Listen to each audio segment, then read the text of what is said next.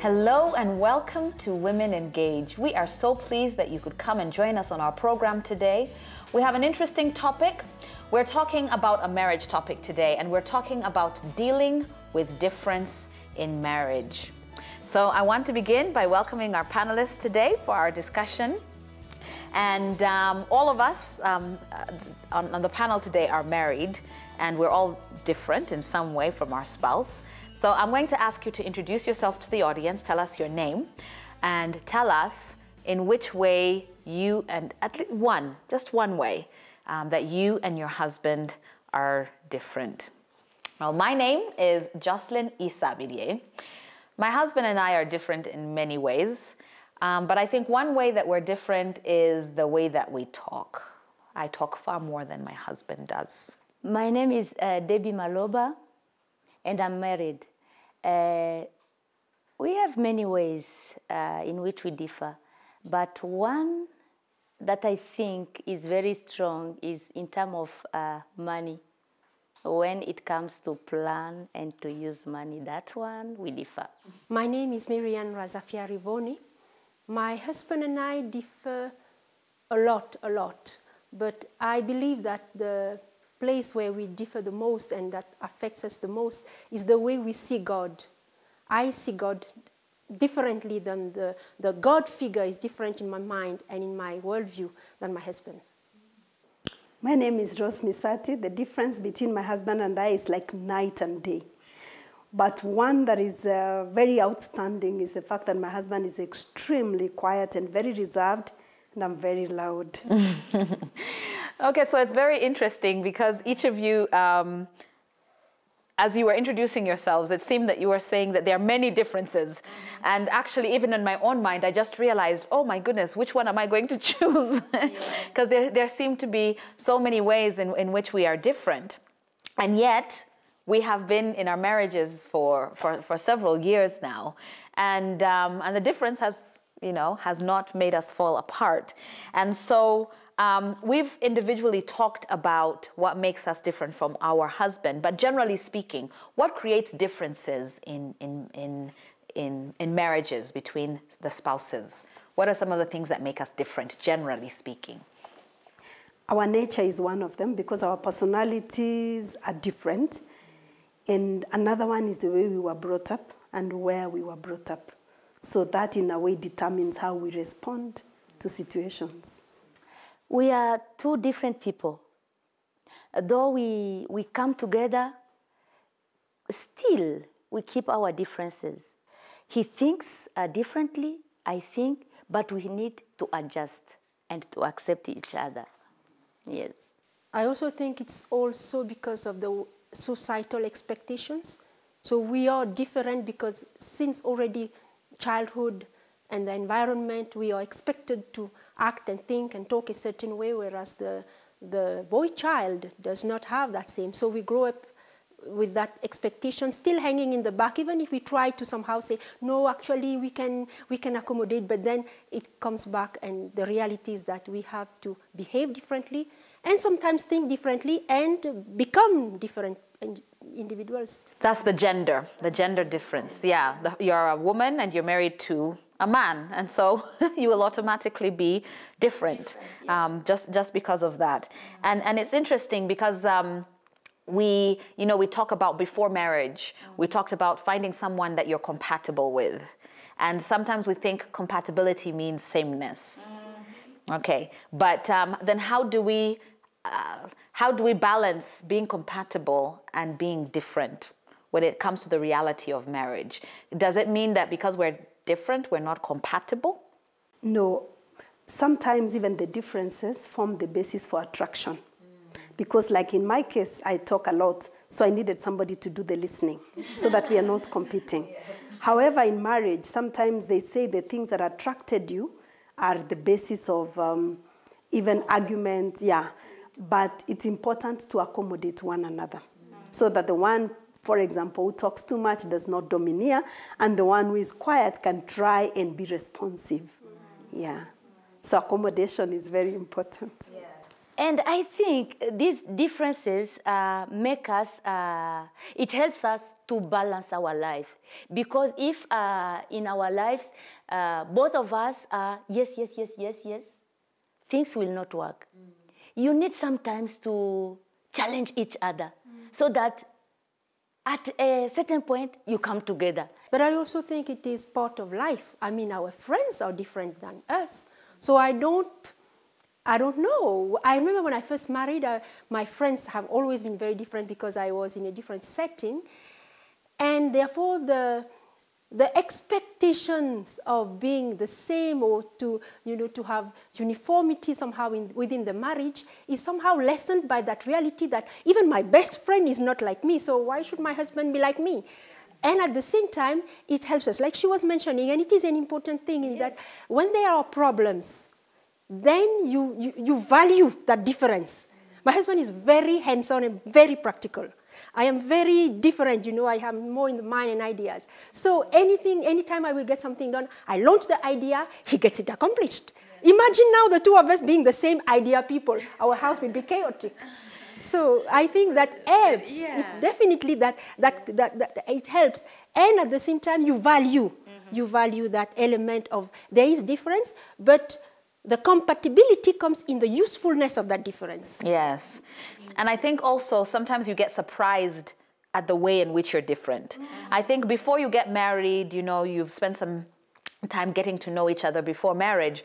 You sometimes know, okay, we're different in this, we're different in he's quiet, I'm more talkative. But then there are sometimes some differences that you think, I had never even thought of that. Like when Marianne, when you were saying you're a ministerial couple, and you're Christians, Adventists, and then when you're saying the way you think about God is different, that was like, And I had to think about that one a little bit. And then in my mind, I was asking myself, maybe even the way I think about God is different from my husband. Because you might all be Adventist, you might have the same fundamental beliefs and all of that. But then you find, actually, the way that you relate to God is different. Yes. And sometimes that fundamental difference in the way, like some people see God, they respect him, but they see him more as the holy God, the authoritative God, the one who deserves honor and respect, which is true, which is exactly a true picture of God. And then some other people, because of maybe their own personal experience and how they came to God, for them, God is the Father that they can run and embrace, the one who accepts them for who they are, the one who, so yes, he's holy, but that's not how they see him. He is the one who bends down and reaches low and pulls up. Both of those are correct, but yet it can change even the way that you relate to life because of the way that you relate to God. So it's interesting, some of these differences. But I think we're in general agreement that different can be actually good. Yes, it's beautiful. Yes, it's beautiful. However, in spite of the beauty, it does bring challenges. So what are some of the challenges that come out of the differences that we have with our spouses in our marriages? Well, precisely because of that element of us seeing God differently, we had challenges in rearing, I have 2 girls, in rearing the children in their religious life. My husband sees God as good, holy, but distant, reverent, you whatever he says, you do. You don't discuss, you don't question, you do. That's the way my husband sees God. And everything he approaches is that way. He will not give you explanation. He says, no, the Bible says that. That's what we have agreed on. This is what the doctrine says. We do. No question, no discussion, no theorizing, no philosophy over it. You see, I see God probably because of my upbringing as a God you can trust. And because you trust, you need to know more. Because you cannot trust somebody you don't know. So then I had a challenge raising the children because my husband would say, well, what does the Bible say? And then I would say, well, we still can ask God how do we understand that? How are we supposed to understand that? And because I have girls, they run to me. Then my husband will say, well, how come they are running to you and then they are not listening to? I said, but they are listening. Yes. But it's just that they need to understand how far and what are the implications of trusting God there and understanding that God is safe and good. You see, sometimes we say God is good, but not always safe because he's so holy. Yeah. And yet, so there that to worship in truth and in spirit, it was very hard. And I remember my children were very bit, listening to me, listening to Father a little bit, growing up a little bit in and out. And it was, now my girls are early adults, and it's now that they, for them, to their benefit, they have been able to reconcile these two images of God, which we have not. My husband and I still disagree up to now, but they have been able to do so. But it was very, very hard challenge, because he would say, you see, because you're telling them that they're not doing what they should. And I said, well, they are, but let them grow in it. You see? For me, I needed to speak about everything that has happened during the day and to connect. But my husband wanted to have a space where he would be quiet and just chill out and relax. And I would speak and keep asking, why are you not commenting? Say something. How was your day? Say something. And I realized that with time I was nagging him. And I felt that he may resent me. So I realized that I don't have to exhaust all my words on him. So I discovered I can talk to my friends, because for me, I find it therapeutic to share. So I developed close relationships with friends I can trust. Now my children have grown, so we can also share. So that way, then I relieve him the burden of having to listen to me. And when we have gone through a situation as a family, I find healing through sharing, giving a testimony in church. But my husband would rather keep quiet. So we agreed, I don't know whether we discussed or it came about, that even when we go through a situation, I will go and share my story. I don't mention anything, even when he's the one who was sick, affected, I don't say about him. I just say, this is the way in which this affected me. And so we have found a balance. So me, I share, he prefers to keep quiet.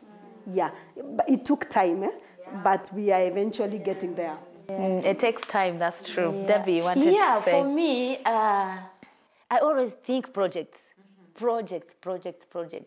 Now, when I come up with a project, I just share with my husband. It requires money, ideas. Now, sometimes he doesn't agree with me.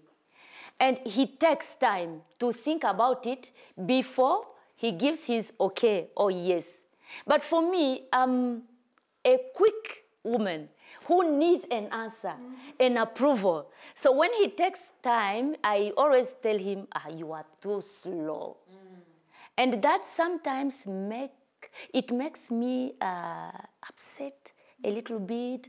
I'm angry because I need it to be done. But he takes his time. He thinks about it. Now, that time, for me, I think he spends a lot of time. So in terms of time, I wanted to have something that is quick done, but for him, he's not in a hurry. And for me, that is a challenge. Yes. I think there are also many ways that I've been challenged, some of them similar to at least what some of you have said. But I think the one that I'll share is I think that one challenge for me is I didn't know until I heard about Chapman's book, The Love Languages. And I didn't really appreciate that we love differently and that we communicate love differently. And so there was a time when I would get so frustrated with him because he was not, at that time I didn't think of it in terms of he's not speaking my love language, but I was just feeling, I was feeling unappreciated. I was feeling, unloved, I think would be too strong a word, but you feel, and then the things that he was doing, which later I realized were to show me love, I was not actually seeing it as they were actually annoying me. They were annoying me because that was his love language. And so when you have two different love languages, when your husband has the love language is physical touch, it's very physical.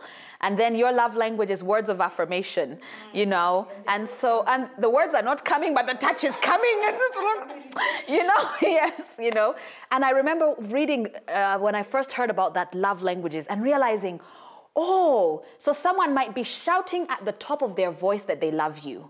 You know, if their love language is acts of service, and he doesn't say anything, but yours is words of affirmation, and he doesn't say he loves you, but he comes home and he actually does things. He fixes things. He works hard to provide for the family. He's doing what he feels shows you. Or maybe he's buying you gifts or whatever it is. And then you're like, this man never tells me he loves me. The last time he told me was when we were dating 15 years ago. And you feel unloved. He doesn't affirm you. You feel unloved. And yet the man every day is shouting with all his strength that he loves you. So for me, that can be a challenge. The difference in even the way you communicate love can make you feel unloved. Even when this person actually is trying to communicate love with everything they have. And if you have two different love languages, each of you is frustrated, feels unhappy, feels unappreciated. And that was for me the challenge, the difference there. And it's only when I understood this concept of the love languages that even the way we communicate love, not just with our spouses, but even with our children is different. And that it's important for me to learn his love language so that when I want to tell him I love him, I don't speak my language. I speak his language.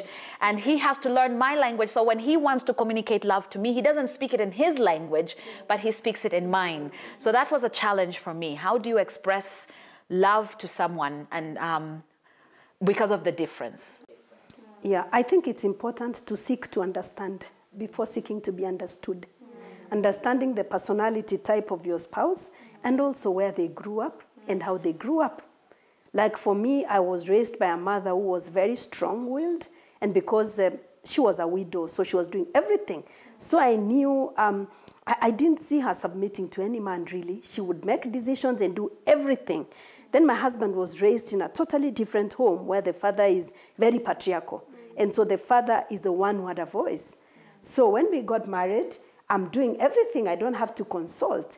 And then he's looking at me and wondering, okay, so how does it go? But because he's very gentle, he would not say, but I would see, he looks, oh, you've done this, you've done that. So I took time and tried to understand how he grew up and how I grew up, and then I started to appreciate and to learn how to accommodate. Yes. But I think also, and on top of that, the understanding and the dialogue, in other words, you have to talk. I remember very well, when first year, I remember even when my husband was standing when he told me that, he said, Marianne, you don't have to agree with everything I think, with everything I say, with everything I do. But you can understand me. And I don't have to agree with everything you do and everything you think. And we were specifically talking about probably that religious thing about God. And he says, I respect that, how you think of it. I understand that and I respect that. And then you should now make an effort to try to understand me. And when you don't understand me, you tell me that you don't understand and I'll explain. And so, therefore, over the years, that dialogue of each other talking or each other writing, we write in our family a lot. So he would write, and I remember one time he wrote an article or something, and he was explaining the way his wife, which is me, the way his wife sees God and the way he sees God. Yes, in an article. And when I read that, I sort of, come to sort of a dialogue and understanding where he's coming from, why he thinks the way he thinks, and it all came out of those, talks and all those writings and all of those things. So dialogue and understanding is very helpful. And I think also just the other thing I've got from you, Marianne, is to accept it's okay to be different, because sometimes we try to change the other person. Exactly. We try to make them like us because our way is better. Like one of the other differences I have with my husband is that I think quicker than he does, and I think through talk. As I'm thinking of an idea, before I reach the end, I'm thinking through it and talking through it so that I get to the idea quickly. He'll be quiet, he'll be thinking, and sometimes it used to drive me absolutely nuts. I used to feel like I wish there was an accelerate button or like a pedal that I could press down to accelerate the thinking. And I would look at him and I was like, think quickly, just get to the point, And then I realized, but he's not going to be like that. And I used to at first want to, show him how to speed it up a little bit. But then I had to accept that's not him. So I had to learn to wait. And actually, I don't know, somehow it just, I don't know, maybe God miraculously made him think quicker, but it doesn't bother me at all anymore. I don't notice it. I don't notice it, but I remember the first 2 years of marriage especially, I used to notice that gap between how long it takes me to get to something and how long. And I think you just reach a point and I think you accept, like your husband is saying, I can understand that we're different. I don't have to agree. I don't have to change you to be like me. I don't have to change to be like you. And we can just leave it that we're different. Yeah. And also the attitude, very important. I remember when I got married, you see, the culture is very strong. Now, sometimes my husband, you could feel it, that he has that pressure from my in-laws. When time comes for him to carry the baby so that we go together at church, he seems to not really take that responsibility. Why? Because according to the culture, the husband is not supposed to carry the child. For me, it was not easy to accept. So I was like, what attitude? What's wrong?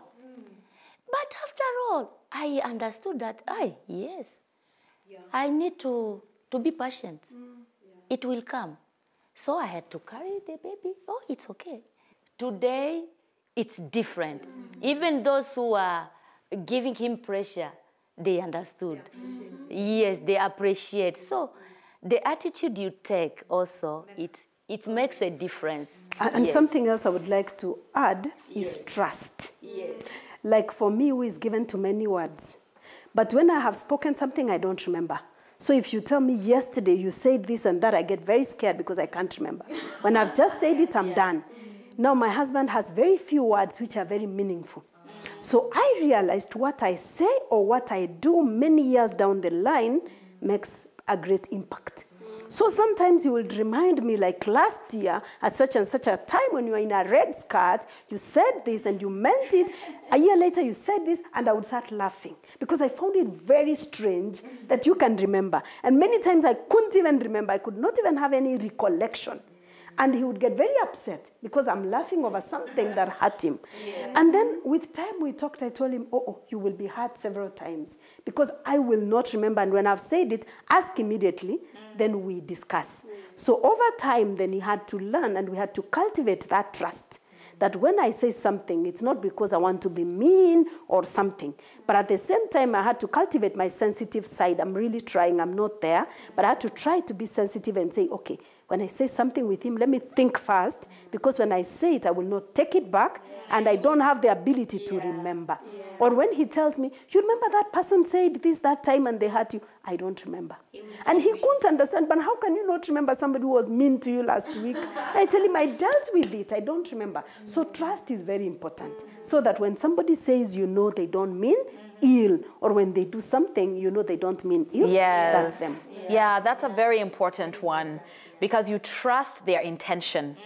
You have to sometimes ignore the words and how they made you feel, but you have to trust that their intention is not to hurt you. That's a very, very important point. Now, as we're coming to the end, unfortunately, we're running out of time. I just thought about, some scriptural references that we can use to help us to deal with these differences. Ecclesiastes 4:9 and 10 is a scripture we all know well. It says, 2 are better than 1 because they have a good reward for their labor. For if they fall, one will lift up his companion. But woe to him who was alone when he falls, for he has no one to help him up. I like that scripture. And, we talk about the fact that we're 2. But I think it even makes more meaning when you think about it as it's easier to lift someone up if you have not fallen. If both of you are the same and you've both fallen, who is going to lift the other up? So the difference, the way that God made us different, is just like when Paul uses the metaphor of the body. Not all of us is going to be a brain. Not all of us will be a heart. Not all of us will be hands. But it's the difference that gives us strength. The difference in the functionality of the body is what makes the body strong. So when I fall in one area, because of my background, because of my personality, because of my understanding, my husband, who is different from me, can lift me up because he has not fallen in that area. So my weakness might be his strength. And so I like that one. So unfortunately, we've come to the end of our time. And I'll just ask you maybe to think about one last thing that you can give as a message to our audience who might be listening out there about what they can do to deal with a difference in their marriage.